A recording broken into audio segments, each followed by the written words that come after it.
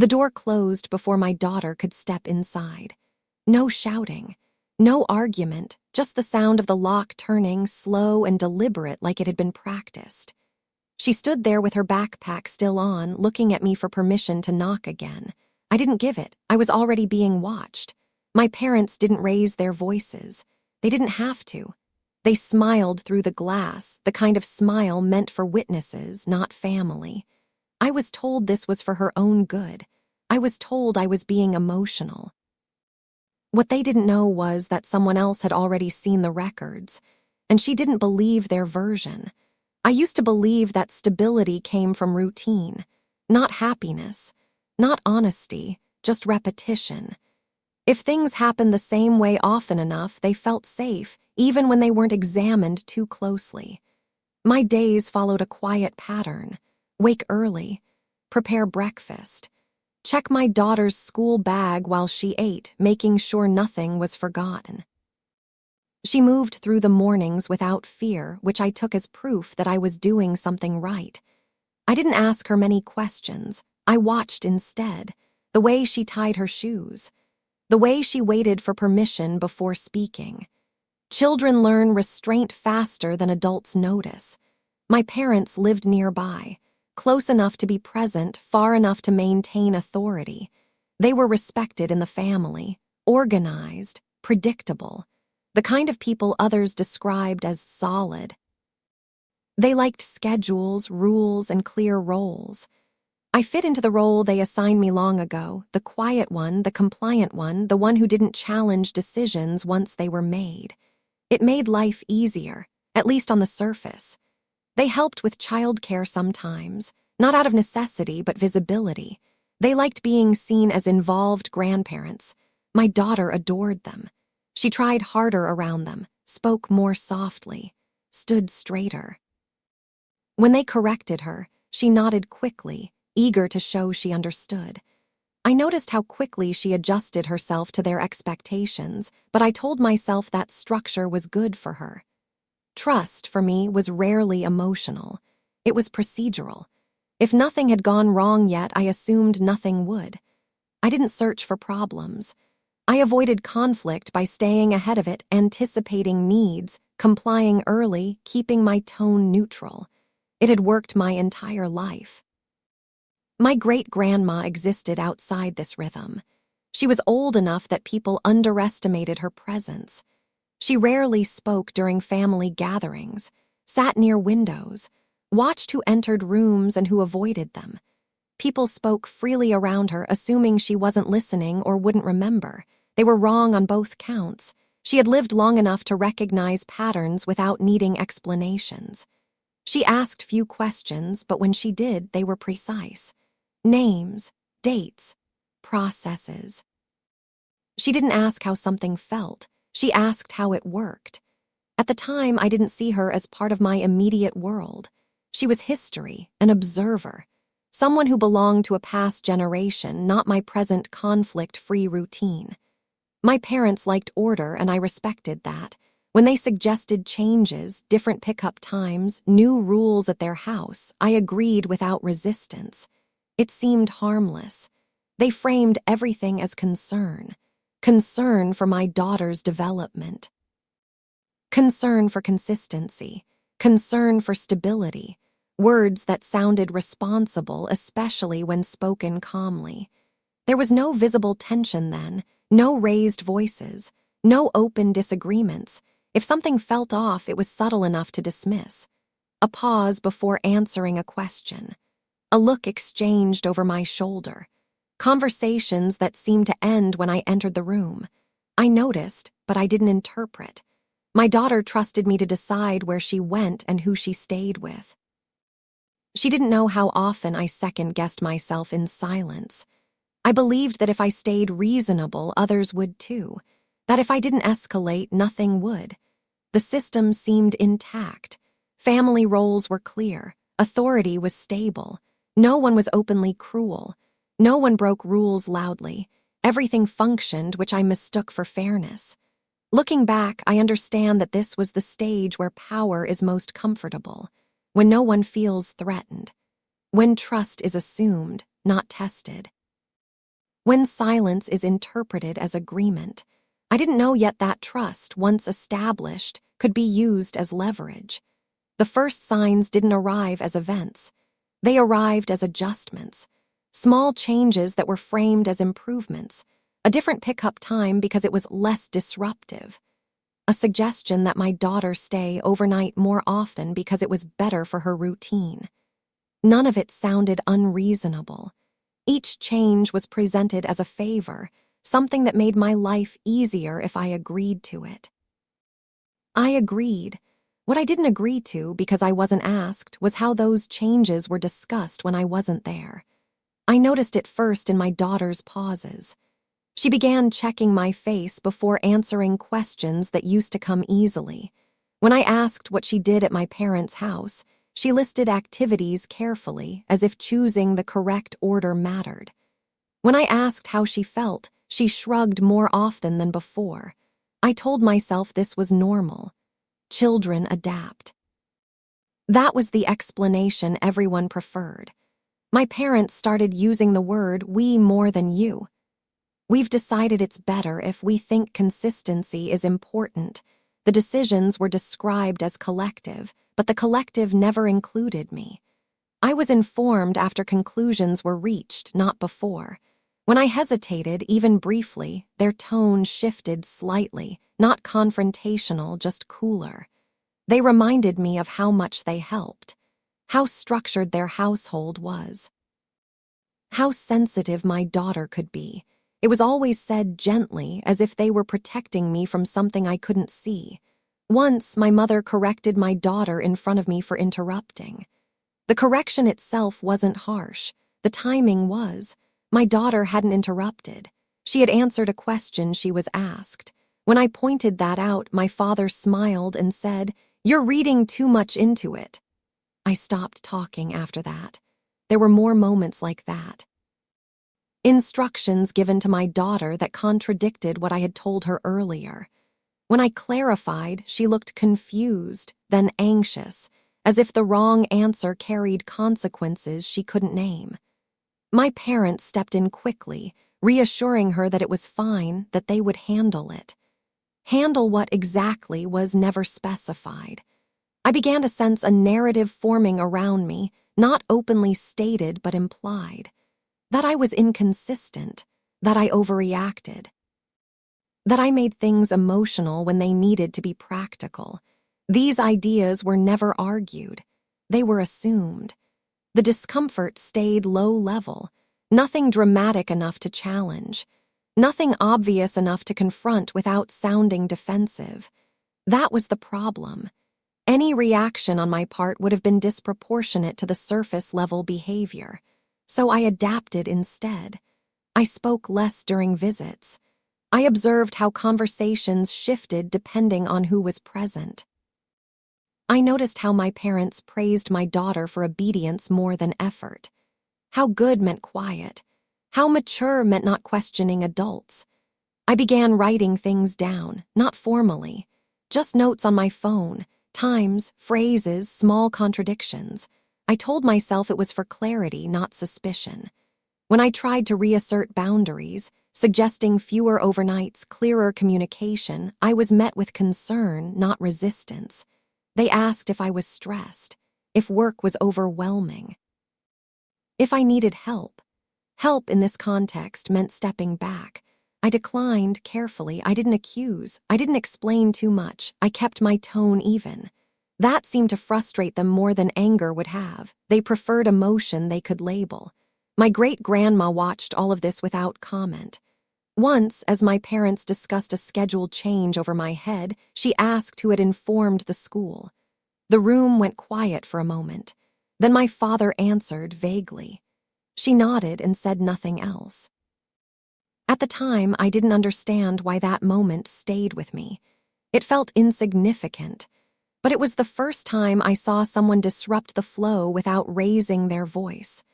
The discomfort didn't announce itself as danger. It felt like erosion. Slow, polite, easy to deny. And because nothing had fully crossed a line yet, I kept trusting the structure that had always existed. I believed that if something was wrong, it would eventually reveal itself clearly. I didn't realize that clarity was being delayed on purpose. The moment I stopped telling myself I was imagining things didn't come with certainty.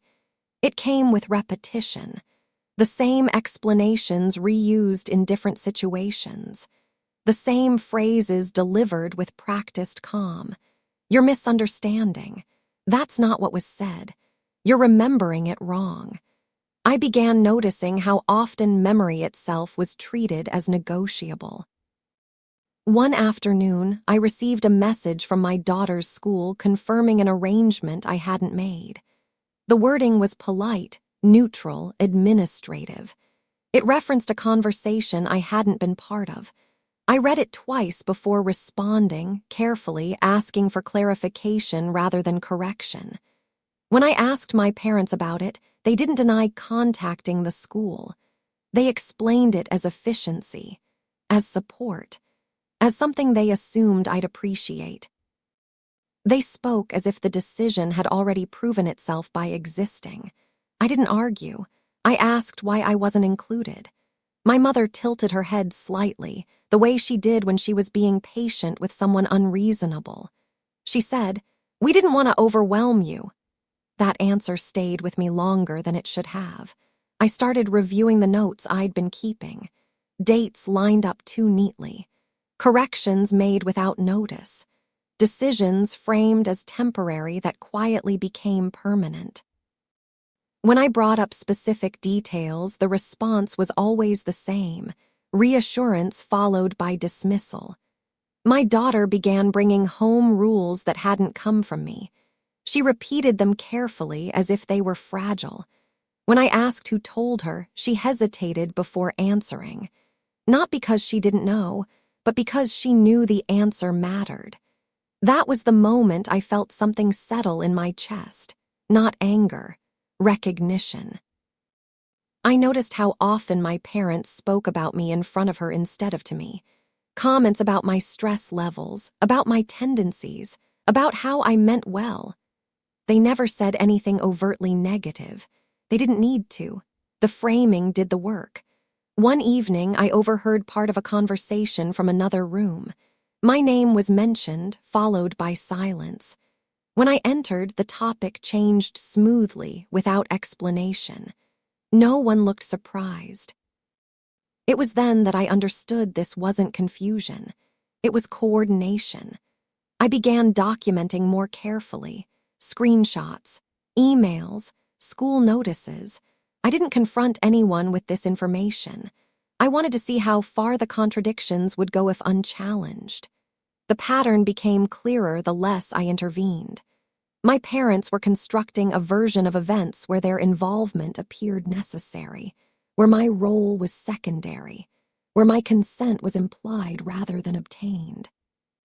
It was subtle enough to seem reasonable to outsiders, especially to systems that preferred clear authority over shared responsibility. When I tried to reassert involvement, asking to be CC'd, requesting confirmation in writing, I was told I was being controlling. The word was used gently, almost apologetically, as if it were a diagnosis, not an accusation. I started noticing who believed them without question, family members who repeated their concerns using similar language. Neighbors who offered sympathy I hadn't asked for. The story was spreading quietly ahead of me. My great-grandma asked me one afternoon if I kept copies of everything. I told her yes, assuming she meant generally. She nodded and said, "Good, originals disappear." She didn't explain. She didn't need to. The red flags were no longer individual moments. They were systems moving in alignment. Communication rerouted. Authority consolidated. My presence reduced without being officially removed. I felt underestimated in a specific way, not as incapable, but as passive. As someone who wouldn't challenge the structure once it was set. They were right about one thing. I wasn't going to challenge it emotionally. I wasn't going to interrupt the process, but I was paying attention. And once attention is sustained long enough, patterns stop hiding. Once the pattern was established, the pressure changed shape. It no longer came from decisions alone. It came from tone. Every concern I raised was received calmly, which made it harder to name what was happening. There were no arguments to quote, no anger to point to, just patience. Endless, corrective patience. When I asked why I hadn't been informed about a schedule change, my father explained that I seemed overwhelmed lately. He said it gently, as if he were worried. When I asked who decided that, my mother stepped in and said no one was questioning my ability. She smiled while saying it, which made the statement feel final. They began using my restraint against me. My lack of reaction was treated as confirmation that nothing was wrong. When I stayed calm, they said I understood. When I hesitated, they said I was confused. There was no response available to me that didn't serve their interpretation. Conversations started happening without me, then being summarized afterward. Not inaccurately, strategically. Details were omitted. Context was removed. When I filled in gaps, I was told I was complicating things. My daughter was present for more of these exchanges than she should have been. Not overtly, but enough to absorb the hierarchy. She learned quickly who spoke with authority and who explained themselves. She began apologizing for things before anyone corrected her. One afternoon, she asked me if I was mad at her grandparents. The question caught me off guard because it wasn't emotional. It was cautious. I asked why she thought that. She said they told her I needed space because I was feeling things strongly. I understood then that my emotions were being described for me, not by me. When I tried to address this directly, I was met with concern. My mother asked if I'd considered talking to someone. Not accusatory, helpful. My father nodded in agreement as if this were a reasonable next step. The implication was clear. The problem wasn't what was happening. It was how I was reacting to it. I stopped explaining myself after that. Family members began checking in subtly, asking if I was okay, if I needed support. The same phrases repeated, slightly altered as if they'd been workshopped. I realized that whatever version of me was being discussed had already solidified. When I disagreed with a decision, it was framed as emotional interference. When I asked for documentation, it was framed as distrust. When I requested transparency, it was framed as hostility. The language was careful, professional even, as if preparing for an audience that hadn't arrived yet. My parents never raised their voices. They didn't need to. Authority was implied through consistency, through alignment, through the confidence of people who believed their role was unquestionable. I noticed how often they referenced what was best for the child without ever asking her what she thought. Her silence was interpreted as agreement. Her compliance was praised as maturity. Any discomfort was reframed as adjustment. When I corrected a misstatement in front of others, my mother laughed softly and said I always took things so literally. The room followed her cue. I didn't. That night I wrote everything down in sequence, not emotionally, procedurally. Who said what, who witnessed it, what followed. It read less like a family issue and more like a case file. My great-grandma asked me if I was sleeping. I said yes. She asked if I was reacting. I said no. She said, "Good, let them finish." At the time, I didn't know what she meant. I only knew that reacting felt like walking into a space already prepared for me. The dismissal wasn't loud. It was cumulative, each moment small enough to question, together undeniable. I was being repositioned carefully, politely, out of authority over my own child. And the more I stayed calm, the more confident they became that I wouldn't interrupt the process. They mistook restraint for weakness. They didn't understand that restraint was the only reason I could still see clearly. The truth didn't arrive all at once. It surfaced in fragments through channels that weren't meant to speak to each other. It began with a question from my daughter's school, not an accusation, just a procedural check. The administrator asked me to confirm a consent form that had already been signed. My name was on it. The handwriting wasn't mine. I didn't react on the call. I asked for a copy to be emailed. When it arrived, I compared it to previous documents. The signature was similar enough to pass a glance, different enough to matter. The date corresponded with a weekend my daughter had stayed with my parents. I forwarded the email to myself and saved it without comment. Soon after, another message came through. This one was forwarded accidentally, an internal note between staff discussing family coordination. It referenced conversations I hadn't been part of, decisions made under the assumption of shared authority. The language was neutral, professional. No one was accused, but the version of events it described didn't include me as an active participant. I understood then how easily absence could be mistaken for consent. I began noticing how often systems accepted what they were told without verification. Schools, offices, schedules. As long as the language sounded organized and confident, no one questioned it. Authority wasn't enforced, it was assumed. My great-grandma started asking questions that seemed unrelated. She asked who held legal custody. She asked how school permissions were usually documented. She asked whether medical records required both parents' approval. I answered honestly, unsure why it mattered. She didn't comment on my answers. She wrote them down. One afternoon, a document arrived at my email address that wasn't meant for me. It was a summary of concerns, written in careful language, outlining observations about my parenting. Nothing overtly false, just selectively framed. Emphasis placed on my quietness, on my reluctance to engage, on my tendency to defer. The document cited conversations I hadn't attended. It referenced behavioral patterns I hadn't displayed.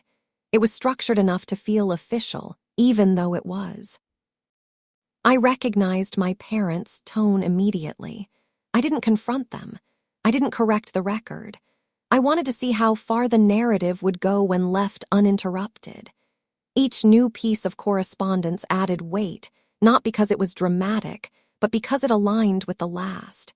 Witnesses began appearing without realizing they were witnesses. A teacher who mentioned my parents' involvement. A family friend who repeated a concern using language I hadn't shared. Each interaction confirmed that the story had moved ahead of me. My daughter asked fewer questions. She followed instructions more carefully. She started asking permission before doing things she'd done freely before. The cost of compliance was visible in the way she watched adults' faces for cues. That was when my great-grandma spoke to me directly. She told me she'd requested copies of everything I had, emails, notes, messages. She organized them by date, not theme. She said context was something people argued about. Dates were harder to dispute. She also told me she had noticed something else, that the language used to describe me changed depending on the audience. Softer around family, firmer in writing. That inconsistency mattered. I asked her what she intended to do. She said nothing yet. A week later, my parents mentioned, casually, that they had been checking in with professionals to make sure they were doing the right thing. They said this as if it were reassuring. As if their initiative proved responsibility. I nodded and said nothing. What they didn't know was that systems keep records even when people forget they exist. That emails timestamp themselves. That forms carry metadata. That authority, once questioned quietly, invites scrutiny without announcement. The exposure wasn't dramatic. No confrontation. No reveal. Just the slow accumulation of evidence that didn't match the story being told. My great-grandma made one phone call after organizing the documents. She didn't tell me who she called. She didn't explain what she said. She only told me to stay consistent, to keep responding calmly, to let the process continue. I realized then that truth didn't need to be loud to be effective. It needed to be placed where it could be compared. And for the first time, I understood that the structure my parents relied on could also work against them, if someone patient enough let it. The shift came quietly, the way weather changes before anyone looks up. My parents didn't confront me about anything specific. They didn't accuse, they adjusted. Their tone became more deliberate, their decisions more final. What had once been suggestions hardened into policies. Access was no longer flexible. It was regulated. They began using the language of safety. Schedules were reconsidered. Pickups required confirmation. Conversations were summarized in messages instead of happening live. Everything felt documented, even when nothing was said. I understood then that escalation didn't require conflict. It required structure. The night my daughter was turned away at the door wasn't chaotic. That was what made it unbearable. We arrived at the agreed time. No argument beforehand. No warning. My daughter stepped forward with her backpack still on, expecting routine. The door opened just enough for my mother to smile and say this wasn't a good night. She didn't speak to my daughter, she spoke to me. She said there had been concerns, that things felt unstable lately, that it was better if we talked another time. Her voice was calm, careful. My father stood behind her, nodding once as if confirming a decision already finalized. I didn't raise my voice. I didn't argue. I asked what concerns. They said now wasn't the moment. The door closed slowly, deliberately. Not slammed. Locked. My daughter didn't cry. She looked at me confused, waiting for instruction. I told her we were leaving. I didn't explain. I didn't react. I knew this moment wasn't meant for me. It was meant to be remembered by witnesses who weren't there. By the next morning, the explanation had already traveled ahead of me. Family members reached out, concerned, asking what had happened, asking if everything was okay. The questions were framed gently, but the assumptions were clear. Something had gone wrong, and it hadn't been on my parents' side of the door. I responded briefly, factually, without defense. My parents sent a message later that day outlining boundaries, written calmly, carefully. They referenced the previous night as if it were a mutual understanding. They emphasized their willingness to cooperate within limits they had defined. They were escalating, but not emotionally, administratively. That same week, the school requested a meeting, not urgent, just routine. The phrasing suggested coordination already in motion. I agreed to attend. I asked who else would be present. I was told my parents had offered to join. Offered. I declined politely. I asked for the agenda instead. The agenda arrived with items that hadn't come from me. Concerns I hadn't raised. Observations I hadn't made. Each one was phrased as collective input. No names, no sources, just conclusions. I forwarded the agenda to my great-grandma. She asked me not to respond immediately. She told me escalation reveals itself through overreach. That when people believe they are losing control, they try to formalize it, write it down, lock it in place. She was right. My parents began referencing next steps. They spoke about documentation as protection, about clarity, about acting in the child's best interest. They never mentioned my role directly. They didn't need to. Absence was implied. I stayed consistent. I attended meetings alone. I asked for minutes. I requested confirmation in writing. I didn't argue interpretation. I asked about process. That unsettled them more than confrontation would have. Meanwhile, my great-grandma had begun communicating with someone else. I didn't know when. I didn't know how often. She didn't tell me. She didn't need my permission. She had lived long enough to understand which doors required knocking and which ones opened to paperwork. The escalation continued. More messages, more boundaries, more references to safety and concern. The narrative tightened, becoming harder to adjust without acknowledging its construction. My daughter felt it too. She became quieter, more careful. She asked fewer questions. The cost of escalation was measured in her posture, in the way she held herself as if trying not to take up space. That was the moment I felt the weight of restraint most heavily. Not because I wanted to speak, but because I understood that speaking now would only confirm the version of me being prepared. Power wasn't being exercised through force.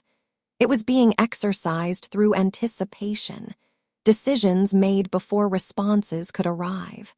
What my parents didn't realize was that escalation creates records, that every attempt to formalize control leaves traces, that the more they wrote, the more they revealed alignment that could be examined. They believed they were closing doors. They didn't know someone else was opening files. There was a point where I understood that nothing I felt would matter to the process unfolding around us. Emotion wasn't being measured. Compliance was. That realization didn't come with relief. It came with weight. My daughter stopped asking when she would see her grandparents again. She stopped asking anything that might lead to an answer she couldn't control. I watched her adjust herself in real time, learning that silence reduced risk. That being agreeable made adults less tense.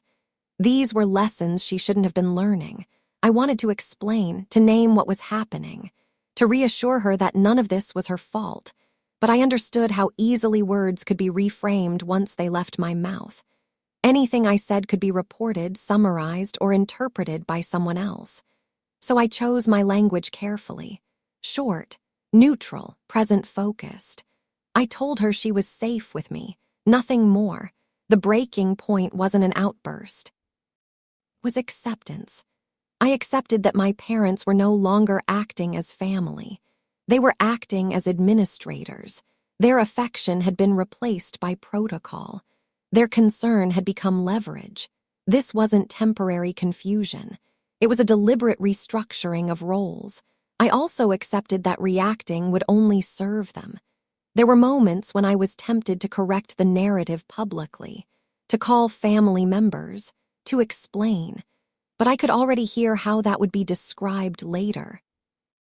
As agitation, as instability, as proof that intervention was necessary, so I didn't. Instead, I focused on being consistent. I showed up where I was allowed. I responded to messages without urgency or delay. I documented without commentary. I didn't mirror their language, I kept mine factual. The cost of that choice was isolation. People stopped asking me what was happening and started telling me what they hoped would happen.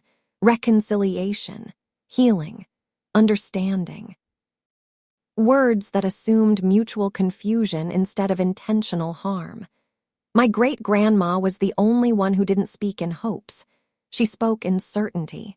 She told me she had shared the records, not selectively, completely. She said she didn't argue interpretation. She let the documents speak. Dates, signatures, email chains, discrepancies. She also told me she hadn't accused anyone of wrongdoing. She had asked questions. She asked how consent was verified, how authority was established, how decisions were escalated without involvement from the legal guardian. She asked these questions calmly, as if she were clarifying procedure, not challenging behavior. That was when I understood the difference between moral outrage and moral restraint. My parents were relying on emotion to discredit me. My great-grandma was relying on neutrality to expose them. There were nights I couldn't sleep. Not because I was angry, but because I was calculating. What would happen if I broke silence? What would happen if I didn't? I imagined both outcomes, and one was clearly safer for my daughter. Restraint became an ethical decision, not a personality trait. I watched my parents continue as if everything was under control. They spoke confidently. They referenced next steps. They told others they were doing everything they could. They believed the structure they had built would hold. They didn't know that someone outside the emotional field was examining it. The breaking point came the day my daughter asked if adults could be wrong even when they sounded sure. I told her yes. I told her sometimes confidence was used to stop questions. She nodded and didn't ask more. I realized then that whatever the outcome, the cost had already been paid. Not in reputation or authority, but in trust. In the quiet way children learn who holds power and how it's used. I didn't feel strong. I felt steady. And in situations like this, steadiness is the only form of resistance that doesn't leave marks. The consequences didn't arrive with confrontation. They arrived as requests. My parents began receiving emails that didn't accuse them of anything.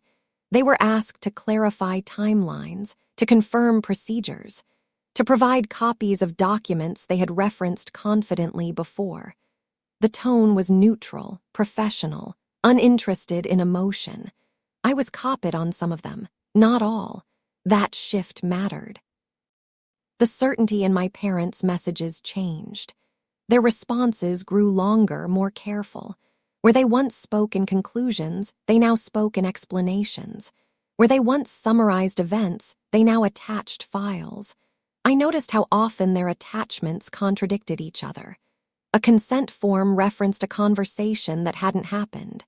A schedule approval listed a date that didn't align with records held elsewhere. None of these inconsistencies were dramatic on their own. Together, they created friction. Enough to slow things down, enough to invite review. The school requested verification of guardianship, not because they suspected wrongdoing, but because the situation had become unclear. Authority, once assumed, was now being checked. My parents complied quickly, too quickly. They volunteered information that hadn't been asked for. They reiterated their concern for my daughter's well-being. They framed their involvement as protective, responsible, necessary. The system acknowledged their responses without affirmation. That silence was new. A meeting was scheduled, not an intervention, a review. The difference was subtle but important. Reviews don't look for villains, they look for alignment. And alignment was no longer obvious. My great-grandma didn't attend. She didn't need to. Her role had already concluded. She had introduced the records into a space that required neutrality. After that, the process belonged to people who had no emotional investment in our family dynamics. I attended alone. The questions I was asked were simple, factual: who had signed what. When I had been informed, whether I had consented, I answered without elaboration. I provided copies when requested. I didn't speculate about motives. My parents were asked similar questions separately. I wasn't present for their responses, but I could see the aftermath, the way their confidence faltered, the way their language softened, the way they stopped speaking in absolutes. There was no formal judgment delivered to me. No apology issued. That wasn't how consequences worked in this space. Instead, procedures were clarified, boundaries were redefined. Access was adjusted to reflect documented authority. Quietly, my daughter returned home without ceremony. No explanation given to her beyond routine. No acknowledgement of the disruption she had endured. The system corrected itself without addressing the emotional cost. My parents didn't confront me. They didn't explain themselves. They became careful around me, as if aware that anything said could be recorded, compared, or remembered differently than intended. They avoided specifics. They spoke generally. They asked about logistics instead of feelings. The consequences weren't punitive. They were limiting. Their ability to act unilaterally was reduced. Their involvement became conditional. Their authority, once assumed, now required confirmation. No one announced this change. It was felt instead in delayed responses, in requests for permission, in the absence of confident declarations. My great-grandma never asked how it ended. She only asked whether the records had been accepted. When I said yes, she nodded once and returned to her seat by the window. That was the extent of her reaction. There was no moment of victory, no sense of triumph, just a recalibration. A quiet acknowledgement that systems, when presented with enough clarity, eventually choose consistency over confidence. The damage wasn't undone, but it was contained. And for the first time in months, I felt the weight shift, not away from me, but off my daughter. Nothing returned to what it had been. It settled into something narrower. My daughter came home and resumed her routines as if they had never been interrupted. School, homework, dinner at the same time each night. She didn't ask questions. She didn't need explanations. Children don't require closure the way adults do. They need consistency. She watched closely to see if it would last. It did. My parents didn't bring up the review. They didn't mention the emails or the meetings. They spoke to me as if nothing significant had occurred. Their tone was polite, careful. They asked before making suggestions now. They waited for responses instead of assuming them. Distance established itself without discussion. Family gatherings continued, but the dynamic had shifted. Conversations stayed on the surface. Logistics replaced opinions. My parents no longer spoke for me. They didn't speak about me either. Silence filled that space instead, and no one challenged it. My great-grandma never referenced what she had done. She didn't frame it as intervention or protection. To her, it was procedural. Someone had crossed a line quietly. She had responded the same way. She passed away months later. There was no conversation before it happened, no final advice, just the knowledge that she had been paying attention long before I understood why it mattered. I didn't feel relieved. Relief suggests release. This felt more like accuracy. The truth didn't restore relationships, it redefined them. My parents remained present in name, but not in authority. Trust didn't return. It wasn't repaired. It wasn't discussed. It simply stopped being extended. My daughter grew less cautious over time. Her questions returned slowly.